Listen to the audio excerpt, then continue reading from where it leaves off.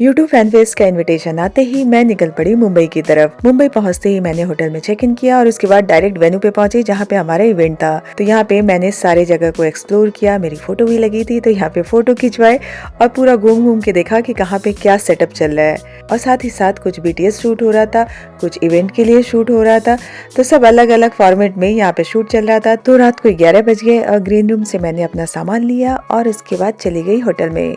अब ये है मेरा सेकेंड डे मैं सुबह 11 बजे यहाँ पे वेन्यू पे पहुँच गई थी जहाँ पे रेड कारपेट की तैयारी चल रही थी।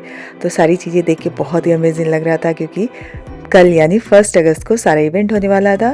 तो यहाँ पे कुछ इंटरव्यू शेड्यूल थे, साथ ही साथ कुछ गेम्स प्लान थे और हमने बाकी क्रिएटर्स के साथ मिलके कुछ न कुछ रील शॉर्ट्स यही सब बनाए ताकि अलग अलग फॉर्मेट में हमारा कंटेंट क्रिएट हो।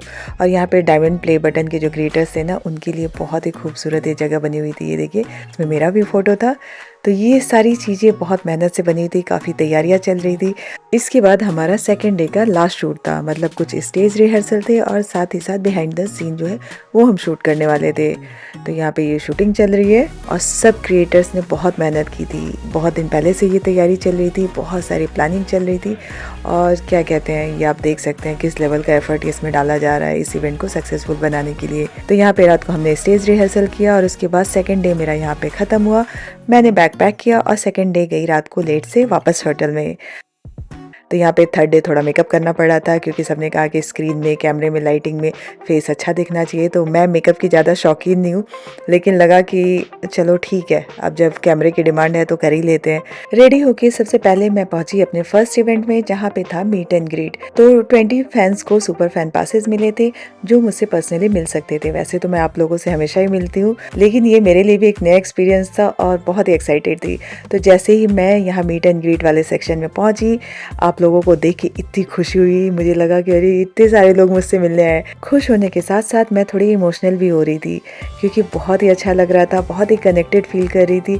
ऐसा लग रहा था कि मैं अपनी फैमिली से मिल रही हूँ और शायद यही रिश्ता आपका और मेरा इतना स्ट्रांग है क्योंकि मैं हर बात आपसे पूछ के करती हूँ, आपको बता के करती हूँ और ऐसा महसूस करती हूँ कि हम दोनों का ये चैनल है, सिर्फ मेरा नहीं है ना। तो यहाँ पे मीट एंड ग्रीट का जो टाइम था वो मेरा 30 मिनट्स का था। 30 मिनट्स में मैंने कोशिश की कि जितने लोग मुझसे मिलने आए हैं मैं सबसे मिलूं, एक को भी निराश नहीं करूं। बातें तो बहुत सारी करनी थी और सबसे करनी थी, लेकिन टाइम लिमिट की वजह से मैं सबसे थोड़ा ही बात कर पाई। कुछ मोमेंट तो ऐसे थे जो मेरे लाइफ में हमेशा ही मेमोरेबल रहेंगे। तो thank you so much all of you कि आप लोग यहाँ पे मुझसे मिलने आए। तो यहाँ पे मैंने लहंगे स्टाइल का ये ड्रेस पहना था और उसके बाद हमारा जो रेड कारपेट था वो ऐसा था। ऑडियंस यहाँ की बहुत ही अमेजिंग थी, सब क्रिएटर्स को इतना प्यार दिखा रहे थे कि हमें भी बहुत ही प्राउड फील हो रहा था। ऐसा लग रहा था कि जो हम मेहनत करते हैं वो सारा वर्थ है।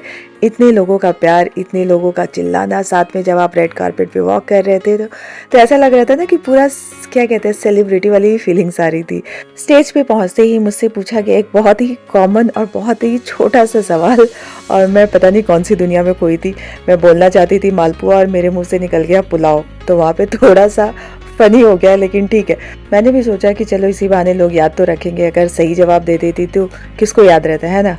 तो मैंने अपने वीकनेस को स्ट्रॉन्ग पॉइंट समझ लिया और वहाँ से एकदम ऐसे शो ऑफ करते हुए निकल गई कि जैसे मैंने बहुत ही अच्छा जवाब दिया है। फिर यहाँ पे फिर आप लोग मिले मुझसे, मैंने फ़ोटो खिंचवाए और इसके बाद रेड कारपेट का टाइम जो था वो मेरा ख़त्म हो गया। मैं मिली धारणा से जो मेरी बहुत ही फेवरेट है, यहाँ पे ईशा से मिली, थोड़े से गेम्स खेले। तो ये सब होते होते रात को 8 बज गए और इसके बाद मेरा थर्ड परफॉर्मेंस जो था स्टेज पे। तो इसके पहले जो हमने ये वीडियो शूट किया था वो टेलीकास्ट किया गया और इसके साथ एकदम लाइव डांस भी दिखाया गया जो आप लोगों को बहुत पसंद आया है। तो अगर आपने मिस किया है तो आप यूट्यूब फैन फेस्ट के पेज पे जाके देख सकते हैं, वहाँ पे ये सारे वीडियोस आपको मिल जाएंगे। स्टेज पे जाने के पहले मुझे माइक वगैरह सेट कर दिया गया और मैं पहुंची यहाँ पे स्टेज के पीछे। तो यहाँ पे जैसे ही हमारे शो का टाइम हुआ वैसे ही ये पहले डिस्प्ले में मेरा और बी यूनिक का वीडियो चला, उसके बाद हमें स्टेज पे बुलाया गया। मुझे और बी यूनिक को कुछ भी नहीं पता था कि स्टेज पे क्या होने वाला है हमारे साथ, क्योंकि हमें पहले से स्क्रिप्ट नहीं मिली थी।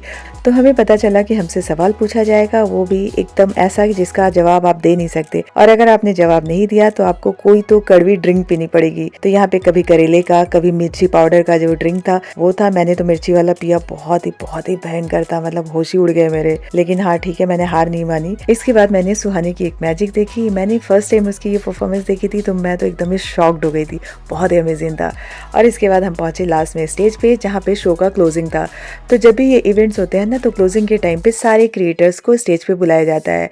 वो थोड़ा डांस करते हैं और उसके बाद फैंस के साथ इंटरेक्शन करते हैं और फोटो खिंचवाते हैं। लास्ट के 2 मिनट में जब सारे क्रिएटर्स आते हैं ना तो बहुत मस्ती होती है, सब डांस करते हैं और हर क्रिएटर को यही लगता है कि उन्होंने आज तक जितनी मेहनत की है अपने चैनल पे वो सबका इनाम है। तो बहुत ही प्राउड फील होता है, बहुत ही अच्छा फील होता है, बहुत ही अंदर से खुशी मिलती है। तो अगर आप भी क्रिएटर हैं तो आप भी मेहनत करें, अच्छे कंटेंट बनाएं और उससे क्या होगा ना कि ये फैन फेस्ट हर किसी को मौका देता है। तो शायद नेक्स्ट आप इस स्टेज पे रहें। तो उम्मीद करती हूँ कि आज का ये ब्लॉग आपको पसंद आया होगा और ऐसे मैंने रेसिपी स्टाइल में इस ब्लॉग को भी खत्म किया। तो ब्लॉग खत्म होते ही हम चले गए पुणे और यहाँ पे ब्लॉग होता है फिनिश।